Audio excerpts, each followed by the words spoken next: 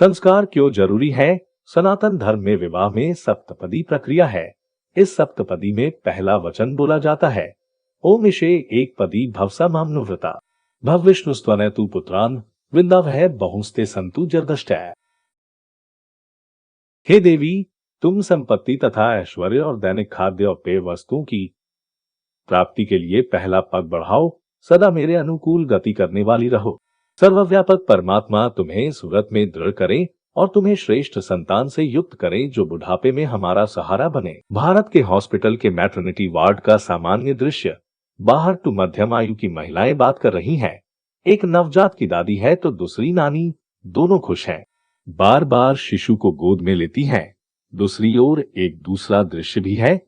एक दूसरी नवयुवती मां बनी है। बाहर न तो कोई इंतजार कर रहा है और न ही कोई उस शिशु को गोद में लेने को अधीर है, क्योंकि इस उच्च वेतनमान वाली एक बीए युवती ने घर वालों के विरुद्ध किसी अब्दुल से कोर्ट मैरिज की। इसका दावा था कि इसका अब्दुल अलग है। सचमुच इसका अब्दुल अलग निकला। इसकी गारंटी पर 25 लाख का लोन लिया और फरार हो गया। अब्दुल की अम्मी अब्बू ने भी धक्के देकर निकाल दिया अपने माँ बाप के लिए। तो ये पहले ही मर चुकी थी। माँ तो दोनों युवतियां बनी, परंतु एक के साथ संस्कृति थी तो दूसरी के साथ विकृति। क्या आपको पता है कि दुबई के क्लबों में नाचने वाली अनेक युवतियां भारतीय हैं?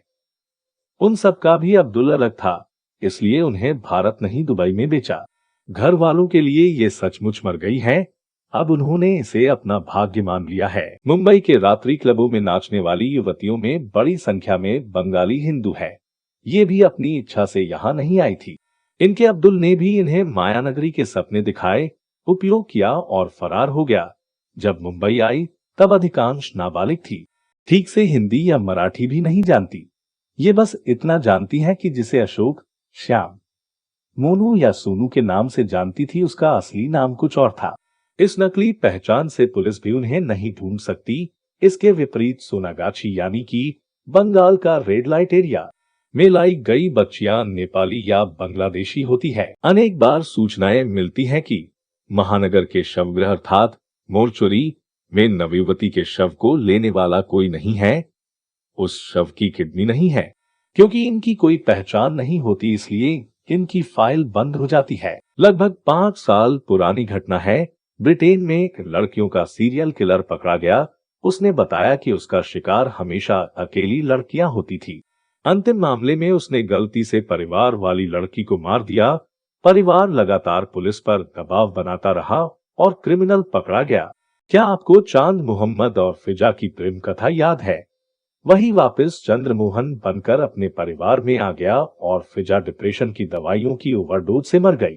मलयाली लेखिका सुरैया, जिनका की मूल नाम कमला दास माधवी कुट्टी, ने 65 की आयु में अपने बेटे से भी छोटे मुस्लिम लड़के से दूसरी शादी की जो उनके बेटे का दोस्त था।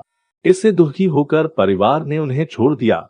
मुस्लिम नवयुवक पति ने तो छोड़ना ही था, अंत में कैंसर से बेसहारा होकर हॉस्पिटल में अकेलेपन में मरी। कोई परिवार वाला मिलने भी नहीं आया। मटुकनाथ और जूली की प्रेम कथा तो आपने सुनी होगी। कुछ साल पहले खबर आई थी कि कभी समाज से परिवार से विद्रोह करने वाली जूली त्रिनिडाद के एक सरकारी मेंटल हॉस्पिटल में भर्ती थी।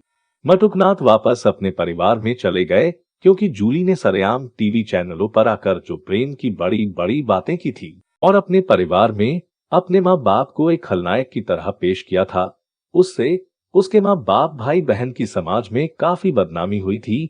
इसलिए जूली के माँ बाप ने भी जूली को अपनाने से इनकार कर दिया। कुछ समय तक जूली पटना के फुटपाथ पर रही।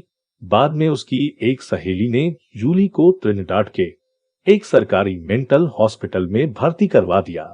क्या आप कभी अमेरिका या यूरोप के ओल्ड एज होम के बारे में सोचते हैं? उन बुजुर्गों के पास पेंशन है, डॉक्टर है, कुत्ता है, पर बात करने वाला अपना नहीं है। कल्पना करें कि आप 40+ साल की महिला या पुरुष हैं। आपके विवाह को 10 साल से अधिक हो गए हैं। अचानक आपको पता चले कि आप 1 महीना बाहर थे और पीछे से आपकी पत्नी ने नया घर बसा लिया या आपका पति कोई एक नई महिला को घर ले आया। अमेरिका में खाड़ी युद्ध में गए कुछ सैनिकों के साथ यही हुआ। उनमें से कई सैनिक नर्वस ब्रेकडाउन का शिकार हो गए।